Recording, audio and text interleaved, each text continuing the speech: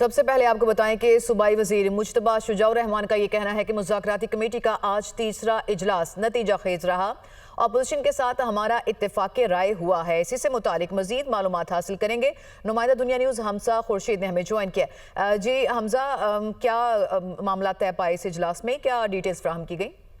हाँ जी बिल्कुल, देखें 26 अपोजिशन अरकान के मुअत्तली का ये मामला है और आज अब से गुजर कबल मुज्तबा शुजाउर रहमान ने प्रेस कॉन्फ्रेंस करते हुए कहा कि आज का इजलास नतीजा खेज रहा है। हुकूमत और अपोजिशन के दरमियान इत्तेफाक राय हो गया है, जबकि रूल्स ऑफ बिजनेस 1997 223 के तहत मुताबिक आइंदा इजलास अपोजिशन और हुकूमती गाली गलोच और जाती मेंबर की तस्दीक नहीं की जाएगी। जबकि इत्तेफाक राय ये हुआ है कि लीडर ऑफ दी अपोजिशन को ऐवान में बात करने दी जाएगी, जबकि हमारे जब लीडर ऑफ द हाउस आएंगे तब ऐवान में जब बात की जाएगी। लेकिन अभी तक जो 26 अरकान की मुअत्तली का मामला है वो फिलहाल जो है वो ताखीर का शिकार है, क्योंकि मुज्तबा शुजाउर रहमान का कहना था कि स्पीकर पंजाब असेंबली क्योंकि मुल्क से बाहर है, वो मुल्क में वापस आने के बाद जो है 26 अरकान की मुअत्तली और उन पर होने वाला जुर्माना जो है इस मामले को टेकअप करेंगे, हाउस में बाकायदा रूलिंग देंगे और उसके बाद जो है इसका फैसला किया जाएगा कि मुअत्तल अरकान को बहाल करना है या फिर नहीं। जबकि अपोजिशन लीडर मलिक अहमद खान बच्चर का कहना है कि हमारा ज़ाब्ता इखलाक पर जो है मुज़ाकरात हुए हैं, हमने इजलास की कार्रवाई किस तरीके से करनी है उस पर जो है हमारे मुज़ाकरात बिल्कुल कामयाब हो चुके हैं। लेकिन